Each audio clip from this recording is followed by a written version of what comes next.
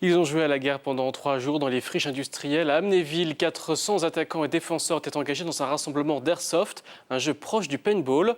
Regardez de quoi il s'agit. Grégory Boileau, Guillaume Robin. C'est l'heure du briefing. Quasiment au garde à vous, chacun écoute religieusement les consignes et l'explication de la mission du jour. Armes sur le dos, protection sur le visage, tenue de combat et tout le tralala. On appelle ça le repos du guerrier avant la grande explication. On devient vieux aussi, on peut plus faire du sport extrême comme on veut, tandis qu'ici, on se casse beaucoup moins la gueule, quoi. Et l'adrénaline, c'est la même, donc voilà, c'est pour ça. Très rapidement, les paroles laissent place à l'action. Un seul mot d'ordre, à l'abordage. Dans le genre film de guerre, on ne fait pas mieux. 400 figurants qui s'allument à coups de projectiles. On appelle ça de l'airsoft. Ici, pas de peinture, simplement des répliques d'armes envoyant des billes de 6 mm de diamètre. Lorsque l'on est touché, on doit se rendre. C'est la guerre, mon colonel, mais façon bon enfant.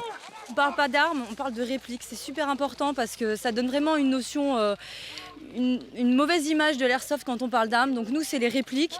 On ne dit pas qu'on tue les gens, on les met out. Donc c'est vraiment quelques petits termes qui font la différence dans l'airsoft. On veut donner une image positive. On est des grands enfants qui s'amusent ensemble. D'un côté, les défenseurs, de l'autre, les attaquants. Les uns devant récupérer le territoire des autres, façon débarquement. L'airsoft est toujours basé sur un scénario, un jeu d'infiltration et de stratégie apparu il y a 15 ans aux États-Unis. Le but de l'airsoft, c'est quoi? C'est de rentrer en simulation. C'est-à-dire qu'au lieu d'être devant un jeu vidéo, on va se mettre en véritable situation et puis au lieu de tirer comme ça derrière sa télé, on se fait des petits fights. Voilà.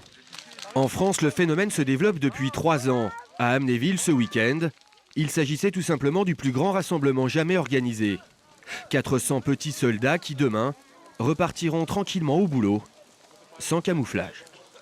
Voilà pour ce petit jeu de guerre.